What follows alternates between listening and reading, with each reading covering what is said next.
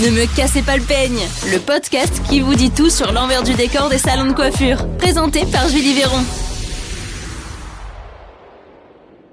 Hello tout le monde, j'espère que vous allez bien, que vous êtes en forme. Ça y est, c'est le podcast, c'est aujourd'hui dimanche, c'est aujourd'hui que j'enregistre. Depuis que j'enregistre avec le micro, c'est formidable, hein. Le son n'a jamais été aussi extraordinaire. Donc c'est parfait, je suis bien contente, c'est merveilleux. De toute façon, on ne pouvait plus ajouter de musique puisqu'ils avaient dit que avec les droits, tout ça, musicaux et tout, on ne peut plus ajouter de musique de fond sonore ou alors de la musique libre de droit, pardon. Donc j'ai décidé que ben, du coup, ben, je mettais le paquet sur le son.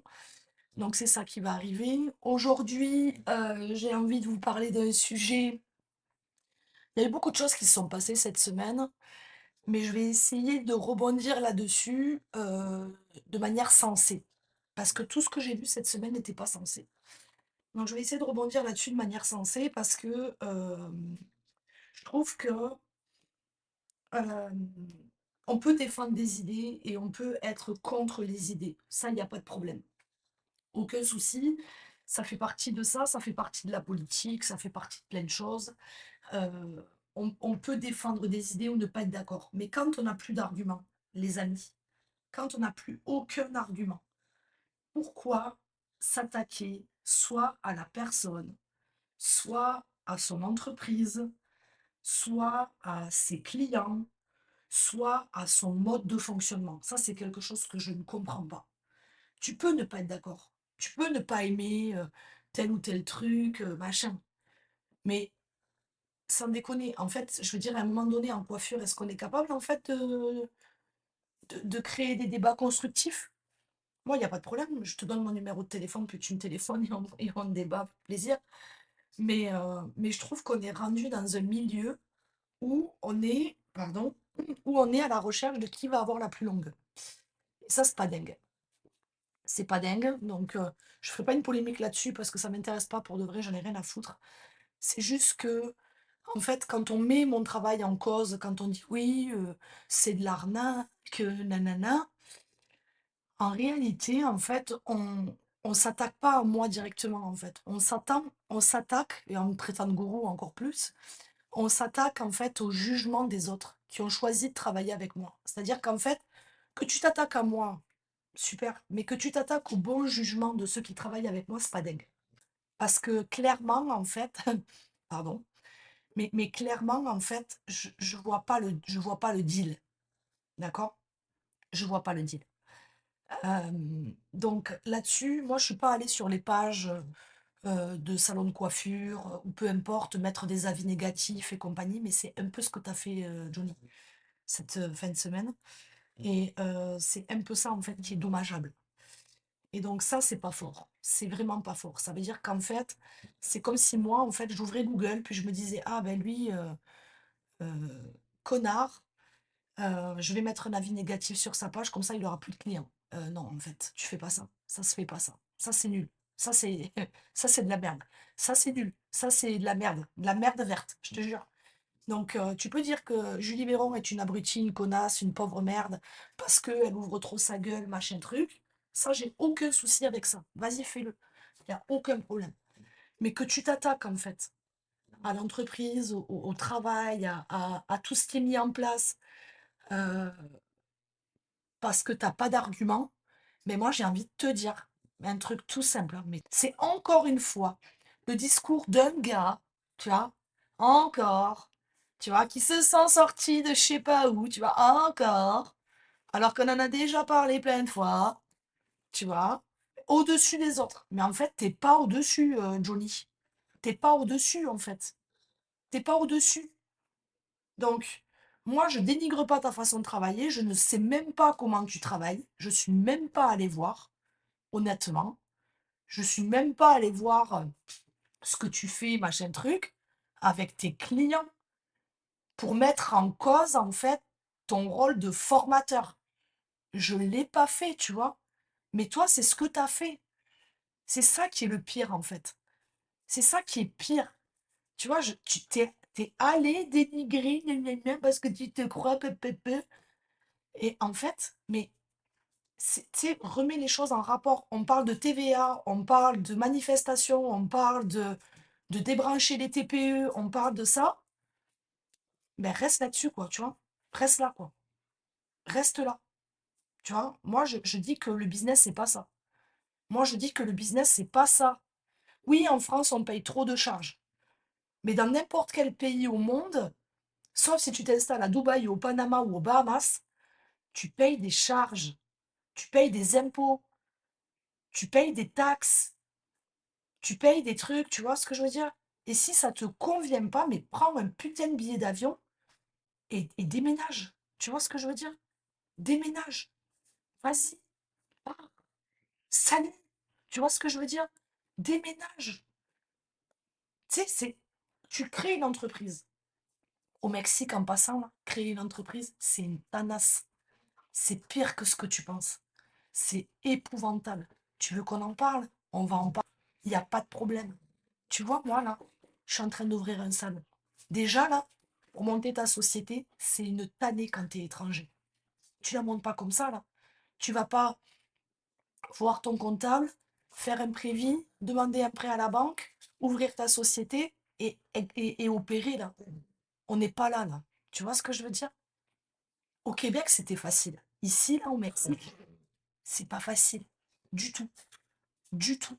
Pour une virgule, ton dossier il peut repartir à zéro. Et mon dossier, il est reparti 2 fois à zéro. Parce que je m'appelle Julie, Amandine, Marie, Véron, Monnier. Et que ici, oui, je vous ai décliné mon nom. Si vous voulez faire d'usurpation d'identité, faites-vous plaisir. Donc, non. Mais tu vois, c'est ça, en fait, le deal. C'est que ici, ils sont pas habitués à avoir des deuxième prénom, troisième prénom avec des virgules. Julie, virgule, Amandine, virgule, Marie, virgule. Et là, tu te retrouves pour une virgule,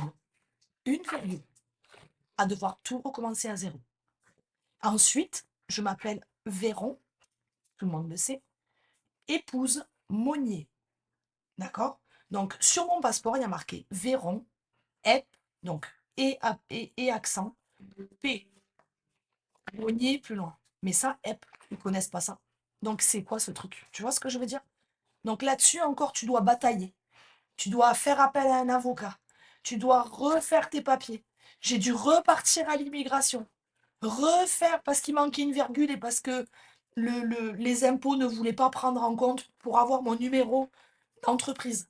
Ça a duré 4 mois, le bordel. 4 mois. D'accord? 4 mois.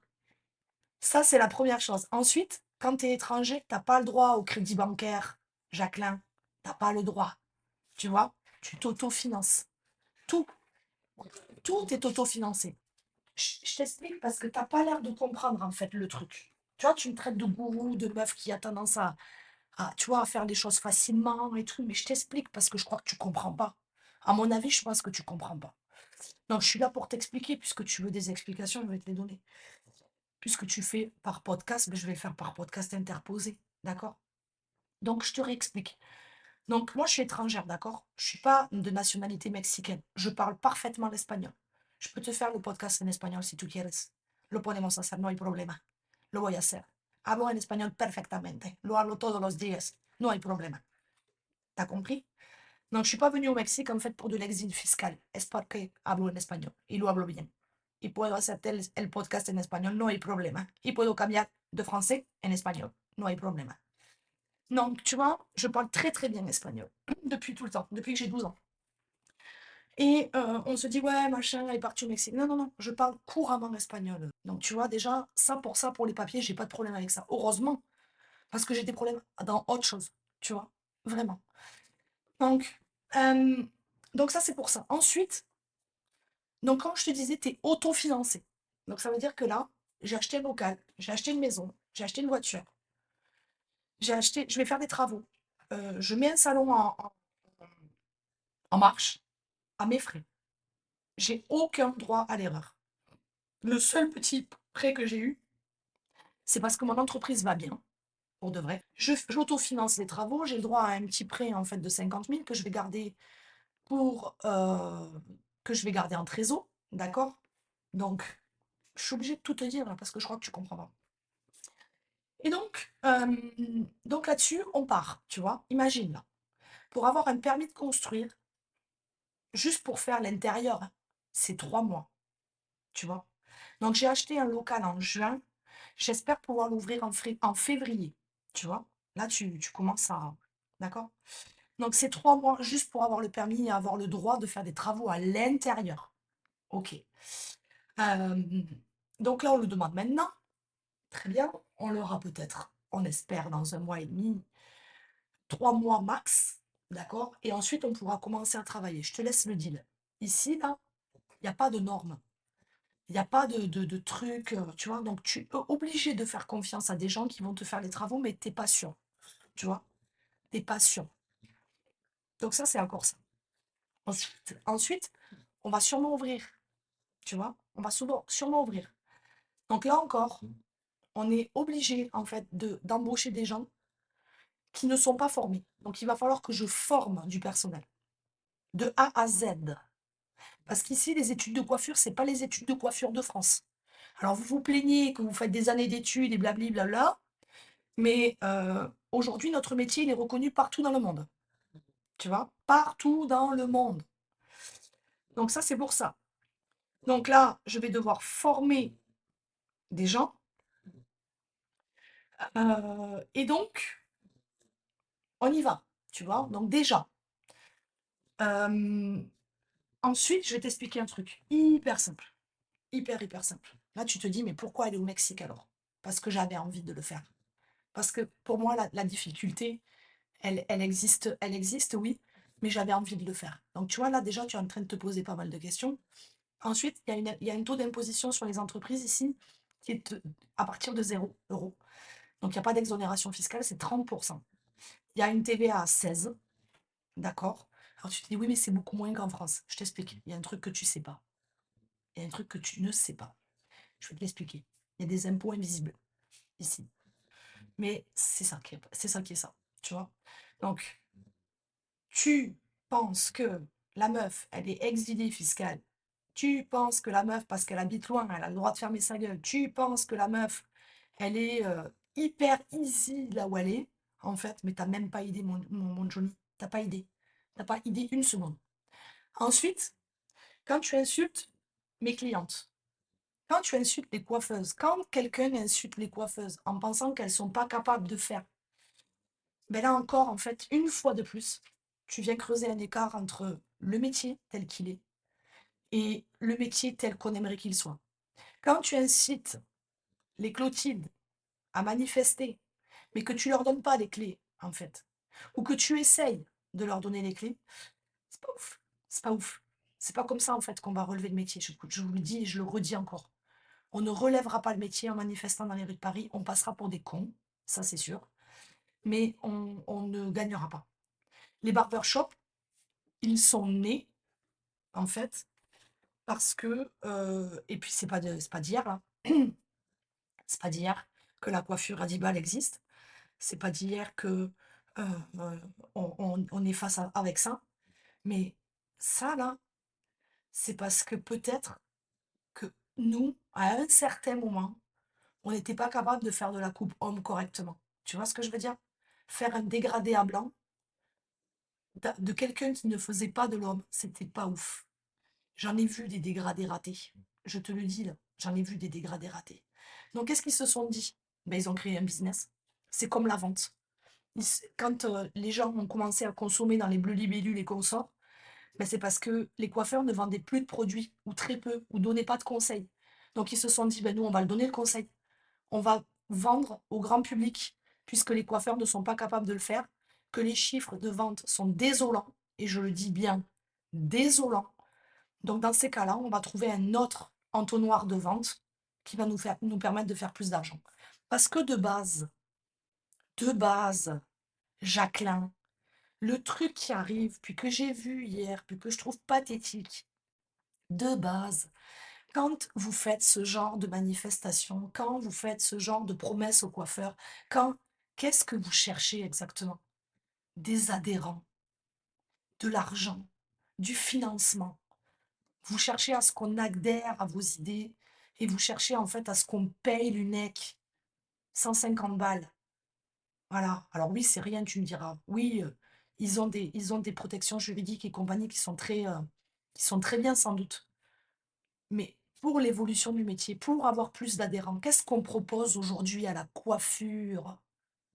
Rien du tout. Que dalle. Aujourd'hui, la coiffure, on s'y emmerde.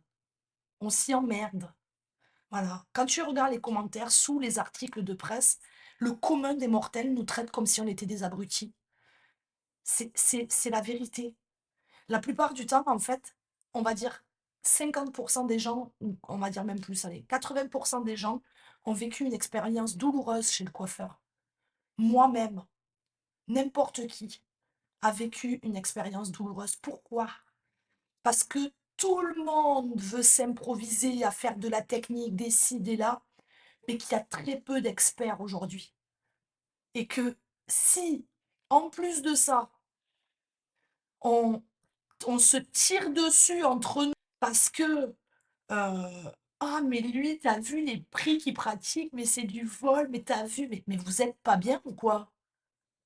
Il y en a assez en fait de voir qu'on n'est pas capable de relever ce métier et que quand il y en a un qui essaye de faire les choses différemment, eh bien on lui tire dessus, hein? On lui écrase son business, on le met par terre parce que l'ambition en fait, c'est vu comme de la prétention et qu'au final en fait, on préfère détruire que construire. On est là pour détruire. On est là pour mettre à mort. On est là pour regarder du coin de l'œil. On est là pour taper du poing sur la table parce qu'on n'est pas content. On n'est pas content, on tape du poing sur la table parce qu'on s'est relevé un matin puis on s'est rendu compte que finalement, le message est pas dingue. Pourquoi ne pas apprendre aux coiffeurs à faire du business, nom de Dieu, de merde? À gérer une entreprise plutôt que de leur dire que les charges sont les coupables, que l'URSSAF est le coupable, que les impôts sont les coupables. On le sait déjà, bordel. On le sait déjà, ça. C'est pas une découverte. Ça n'a jamais été, même moi, quand j'avais un salon en France, ça ne l'était déjà pas. Je payais le RSI, je payais si ça, la SACEM, le machin, le truc. C'est pas nouveau, c'est pas nouveau, c'est pas nouveau, c'est pas nouveau. Et il y en a eu des manifestations. Je me rappelle de la manifestation des sans-dents quand j'avais le salon. Je me rappelle, en fait, on se rappelle des gilets jaunes, on se rappelle, mais vous avez vu que ça sert à rien, bon sang de misère. Pourquoi vous continuez à faire ça? Pourquoi vous ne commencez pas à faire du business dans vos salons? Pourquoi vous n'apprenez pas à compter? Pourquoi vous n'apprenez pas à gérer vos stocks? Pourquoi vous n'apprenez pas à vendre? Pourquoi vous n'apprenez pas à valoriser le métier plutôt que montrer que la seule solution, c'est de taper sur la tête d'un système? Avant que le système puisse changer, il va s'en passer du temps. Sauf qu'on n'a pas le temps. On n'a pas le temps. On n'a pas le temps. On n'a pas le temps d'attendre. Il y a des salons qui font faillite. Tu crois que je le sais? Tu crois que je ne le sais pas qu'il y a des salons qui font faillite? Tu crois que je ne le sais pas que quand j'accueille des gens dans ma méthode, elles sont des fois à deux doigts de la faillite, à deux doigts en fait de fermer leur salon et que je suis des fois leur seule chance et qu'il y a des fois où j'y arrive pas. Tu crois que je le sais pas? Tu crois que j'ai attendu en fait que tu fasses un putain de réel sur moi pour le savoir? Il y a des salons qui font faillite parce que tu sais pas d'où ils partent, bordel. Tu sais pas en fait. Tu connais pas ça. Hein, à essayer de faire des putains de manifestations, mais tu le sais pas la réalité des salons. Tu le sais pas. Ce que tu vois en fait, c'est ce qu'on t'envoie comme message. Moi, je suis toute la journée au téléphone avec des salons pour essayer de calculer les chiffres. Tu me traites de gourou? Ouais, je suis un putain de gourou de la calculette. Mais grave, tu vois? Et ça, là, tu le sais pas. Tout ce qu'on voit en fait, c'est à la télé, on voit des salons qui font peur tellement c'est la mort qu'on sent là-dedans. Tellement il n'y a pas eu de renouvellement depuis des années. Tellement on voit en fait qu'ils facturent déjà au ras des pâquerettes. Tellement on voit que les techniques sont de notre temps. C'est ça qu'il faut évaluer et faire évoluer. C'est pas en tapant sur un système et que tu t'es pas renouvelé. C'est pas parce que tu payes trop d'URSSAF. C'est parce qu'à un moment donné, tu n'es plus dans le coup et dans le temps. C'est qu'à un moment donné, il faut que tu te fasses évoluer, il faut que tu te formes, il faut que tu te développes. La coiffure, c'est un métier qui change tout le temps.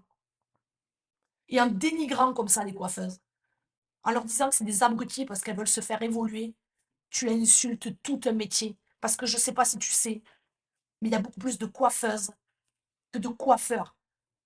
Et aujourd'hui, plutôt que d'aller manifester avec un bob du Tour de France, hein, aujourd'hui, est-ce qu'on ne pourrait pas amener du business dans les salons, montrer comment recruter une clientèle, montrer comment faire un service, comment accueillir, comment faire un diagnostic? On ne pourrait pas faire ça, tu crois? On ne pourrait pas montrer en fait des techniques simples, rentables. On ne pourrait pas montrer aux coiffeuses comment consommer leurs produits. On ne pourrait pas leur apprendre à négocier avec leur commercial. On ne pourrait pas les aider à se développer, tu crois? On ne pourrait pas se mettre tous main dans la main pour ça? Non, non, non, non, non, non, mais non, non, non, non, non. On préfère insulter. On préfère détruire. Parce que moi, je vais t'apprendre un truc. Je fais ça toute la journée. J'évalue des salons toute la journée. Tu penses que je suis un gourou? Mais j'évalue des salons toute la journée. Toute la journée, je regarde des chiffres, je lis des bilans. Je regarde en fait des situations qui sont catastrophiques. J'ai des salons qui vont super bien et j'ai des salons qui vont super mal. J'ai des salons qui ont des dettes, j'ai des salons qui ont des bilans à moins 20 000. J'ai des salons en fait qui ont été bafoués par leur comptable. J'ai des coiffeuses en fait qui ont perdu confiance dans tout le système. J'ai des coiffeuses qui sont en liquidation judiciaire. Tu crois que c'est rigolo? Tu crois que c'est marrant? Tu crois que c'est drôle? Tu crois qu'on se marre? Tu crois que c'est ça qu'elles ont voulu? Non, c'est pas ça qu'elles ont voulu. C'est pas ça qu'elles ont voulu. Et si on t'a dit éventuellement que pour le prix que je facturais, j'amenais les salons en faillite, non. Et ceux qui vont en faillite, c'est qu'ils étaient déjà dans la merde. Se faire coacher, c'est se faire changer. C'est accepter le changement. C'est pas juste recevoir une formation, c'est accepter le changement. C'est tout. Tu crois que si jamais j'avais été une bouffonne, j'aurais créé Cancun? Mais tu crois que vraiment les formateurs ne s'engagent que pour l'argent aujourd'hui? Tu crois que les clients ne s'engagent que pour les formateurs aujourd'hui? Mais t'es qui, toi? Tu vois ce que je veux dire? C'est en fait, il y a toute une façon, un message en arrière de ça. Tu vois? Mais toi, tu préfères dénigrer ce que tu vois en surface parce que t'es pas allé creuser, tu sais pas, et on t'a dit qu'on t'a dit que, et quelqu'un t'a dit que, et tu sais pas en fait, t'en as aucune idée. Tu ne sais pas en fait le travail que je fais, que moi le matin, je commence à 7 heures devant mon ordi à gérer des salons, et que le soir, je finis à 15h30, 16h, et qu'après je fais de l'admin, qu'après je m'occupe de mes affaires à moi ici, que je m'occupe de mes enfants parce que j'ai 3 enfants, 2 enfants ici, un enfant au Québec. Tu crois que j'ai besoin de toi pour faire ma vie? Tu crois que je le sais pas? Tu crois qu'on fait un business de l'envergure que je suis en train de faire juste comme ça en claquant des doigts et en arnaquant les gens? Tu crois que les réseaux sociaux sont pas assez grands pour le savoir? Tu crois que j'aurais cette réputation en fait si jamais à quoi t'as pensé? Tu vois? À quoi t'as pensé? Le seul truc pour lequel tu te défends, tu te dis ouais mais si les gens ils parlent pas, c'est parce qu'ils sont envoûtés. Mais envoûtés de quoi en fait exactement? Moi je vais te faire une confidence. Très très simple. Très très très simple. Moi là, je t'ai tout expliqué, je t'ai tout dit. Moi, je t'invite. Je te donne, je te donne le choix. Tu vois, moi, je suis prête à te faire venir à Cancun si tu veux. Il n'y a pas de souci. Je réserve ta chambre. Il n'y a aucun problème. Tu payes ton billet d'avion, je te réserve ta chambre. On fait un débat ensemble, il n'y a aucun stress. Viens, viens à Cancun. Viens me rencontrer. Viens, viens voir un peu ce que tu dénigres. Viens regarder un petit peu ce que t'aimes pas. Viens regarder en fait le gourou en action. Viens, il n'y a pas de souci. Moi, je te jure, hein, envoie-moi un mail ou téléphone-moi si t'es capable. En fait, il y a toutes mes informations sur mes réseaux. Et viens, viens à Cancun. Viens regarder en fait ce que tu dénigres. Viens voir les coiffeuses en fait que tu méprises autant. Viens voir celles qui se sont choisies et qui développent leur business. Viens voir celles qui se victimisent pas. Viens voir en fait celles et ceux qui veulent évoluer. Pas pour se plaindre, parce qu'ils sont au courant en fait que les charges sont trop lourdes. Ils le savent. Je le sais. Je les ai payés. Je les paye. Je le sais. Moi, en plus, tu sais quoi? Je vais t'expliquer un truc. Je paye 30% d'impôts. Tu sais pourquoi? Est-ce que tu sais pourquoi? Parce que tu ne sais pas. Moi, j'ai pas d'eau potable à mon robinet. Il a fallu que je fasse installer un purificateur d'eau parce que l'eau potable que j'ai, elle est, l'eau que j'ai, elle n'est pas potable. Donc déjà, tu pourrais te dire, elle a les écoles. Je paye l'école à mes enfants tous les mois. Tu peux te dire, ça me coûte d'ailleurs 4 000 € hein, par an. Je te le dis juste au cas où. Tu peux te dire, bon, ben, elle a les soins, les médecins. Je me suis fait enlever un truc dans le dos, une kyste dans le dos, j'ai dû payer. Quand je vais chez le gynéco, je paye. Quand je suis allée chez le dentiste, ben, on me paye. Quand je suis allée, c'est où que je suis allée d'ailleurs, non? Ah oui, je suis allée chez l'ORL parce que tu sais, je pensais que j'avais un problème de thyroïde. Donc, parce que j'ai une voix qui s'épuise et en fait, j'ai pas de problème de thyroïde, mais j'ai payé. Euh, je suis sous traitement parce que j'ai du cholestérol et donc je paye. Tu vois, tu veux savoir? Je te le dis. Donc, je paye tout ça. Tout ça, je le paye. Si jamais il m'arrive un truc, je paye. Tu sais pourquoi? Je suis étrangère dans ce pays. Et quand j'étais au Québec, c'était pareil. Je paye. Si tu veux du service, tu payes. Donc, je paye des impôts pour n'avoir aucun service. Et je te dis même pas les routes. C'est des nids de dinosaures qu'il y a sur les routes. Tu as intérêt à avoir une bagnole où tu peux changer les amortisseurs facilement, tu vois. Donc tout ça, là, je pense que tu sais pas. Tu sais pas la chance que tu as, en fait, de vivre en France. Alors, est-ce que j'y vivrai? Non. Parce que moi, je me suis fait agresser plusieurs fois, physiquement, et j'ai plus envie de ça pour mes enfants. J'ai plus envie, en fait. J'ai pas envie, tu vois, j'ai un fils qui est gay. Et j'ai pas envie qu'on le traite de sale gay. Tu vois ce que je veux dire? J'ai pas envie de ça. Donc on est parti à cause de ça, parce qu'il se faisait intimider à l'école, parce que mon fils est homosexuel. Tu vois ce que je veux dire? Et ça, là, je le supporte pas. Je l'admets pas. Je le supporterai jamais. Et je suis partie de France aussi à cause de ça. Parce que les gens qui sont différents, eh bien, on les insulte, on les traite, on les méprise. C'est ça que j'aime pas en France. Je suis pas partie parce que je voulais pas payer d'impôts. Je suis partie parce que la différence dérange. Et j'en ai encore les frayères. Tu vois ce que je veux dire? Donc, tout ça pour te dire que si tu veux venir, viens. Moi, je t'invite. Moi, je suis quelqu'un de extrêmement bienveillant, je pense en tout cas. Et je, je t'invite à Cancun avec un immense plaisir. Et à mes frais en plus, si tu veux. Aucun souci. Pas pour te dire que j'ai du pognon jusqu'à en vomir, mais pour te dire que je suis ouverte au débat. Je suis capable en fait de débattre avec toi, il n'y a aucun stress. Je suis capable de te faire venir ici. Je suis capable de te montrer en fait exactement ce que tu méprises. Je suis capable en fait de te montrer les clientes que tu méprises aussi. Je suis capable de te montrer un travail, un système. Je suis capable de te montrer le business tel que je l'ai montré, tel que je l'ai construit. Viens, il n'y a pas de souci. Je te laisse m'écrire ou me téléphoner et réserver ta place avec un immense plaisir. Ça va me faire un immense plaisir de te recevoir. Parce que moi, j'ai aucune haine, aucune colère, aucun mépris en fait. La seule chose que je comprends pas, c'est le dénigrement et la mise à mort. Ça, je comprends pas. Après, tu as le droit d'avoir tes idées que je ne partage pas, bien sûr. Parce que je sais qu'il y a une autre façon de faire.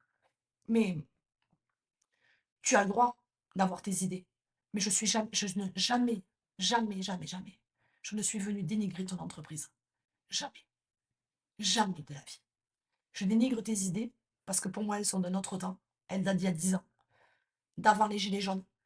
C'est pas comme ça qu'on aura gain de cause, je te le dis, vraiment. Mais je ne dénigre pas en fait ton travail de formateur, ton travail de coiffeur, ton entreprise, rien de tout ça. Je ne l'ai pas fait et je ne l'ai jamais fait.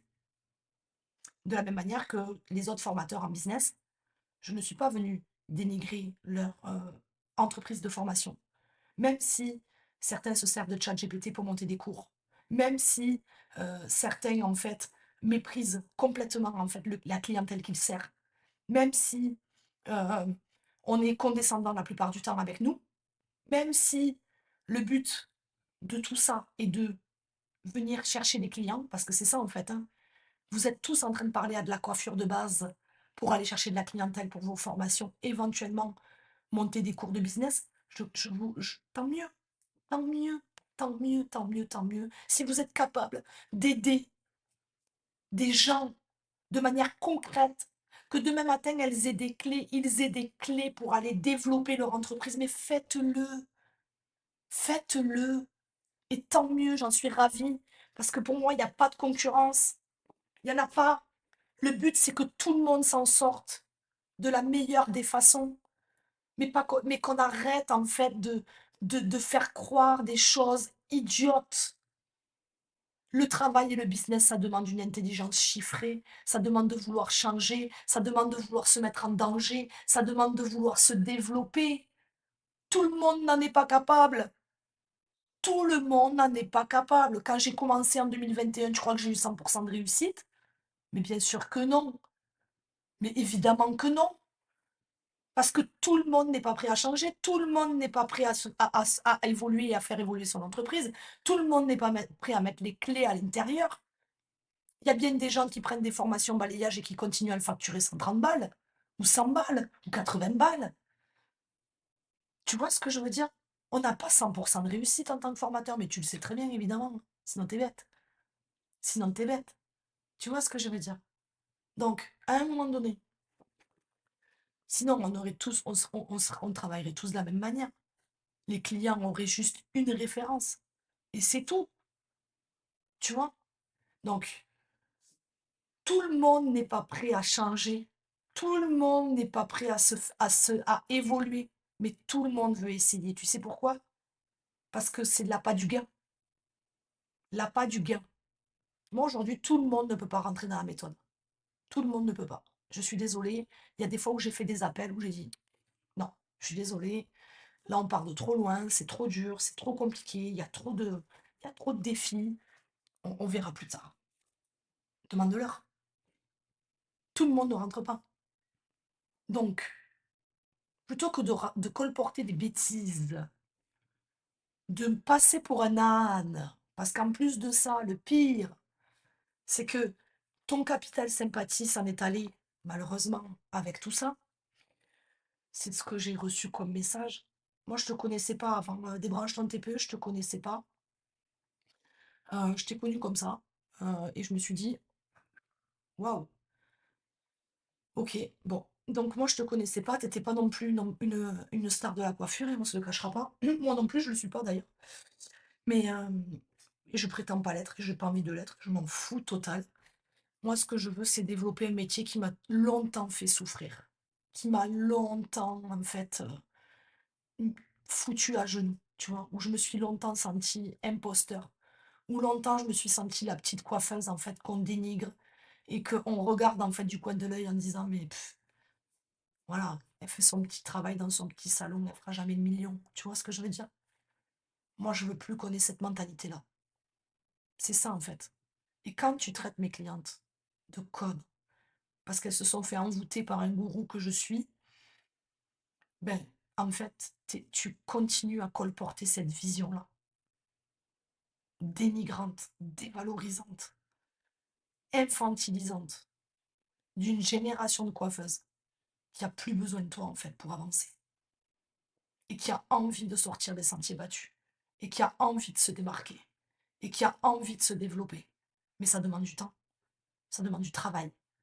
Ça demande de l'énergie. Ça demande de se dépasser. Ça demande de déconstruire. Ça demande de révolutionner ce qu'on a déjà fait. Ça demande de sortir de ses peurs. Ça demande de chausser des bonnes chaussures pour gravir la montagne. C'est pas juste parce que tu prends un programme que ça va fonctionner, mais c'est parce que tu prends un programme que tu vas te développer et que tu vas courir plus vite. Arrêtez de nous dénigrer, s'il vous plaît. Parce que nous, là, en attendant, on a autre chose à foutre que de passer une demi-heure là, à faire un putain de podcast pour remettre les idées en place de quelqu'un qui ne comprendra jamais la réalité de la coiffure à l'extérieur de Paris. Voilà. Et pourtant, j'adore Paris. J'adore Paris, c'est ma ville.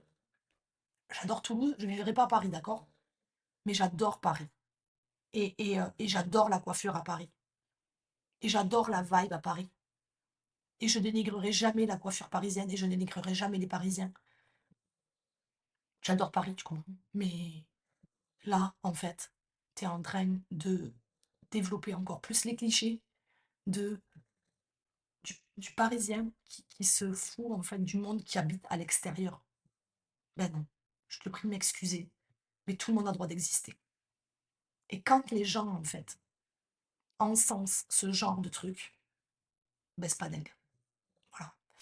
Donc nous, on est là pour développer des business. On est là pour permettre aux coiffeuses de croire en elles, tu vois, et de vouloir aller plus loin que ce qu'elles ont déjà, tu vois. Coiffer en campagne, c'est pas facile. Parce que les mentalités sont bien installées. Et c'est ça le plus dur de mon métier. Montrer aux coiffeuses de campagne qu'elles valent tout autant.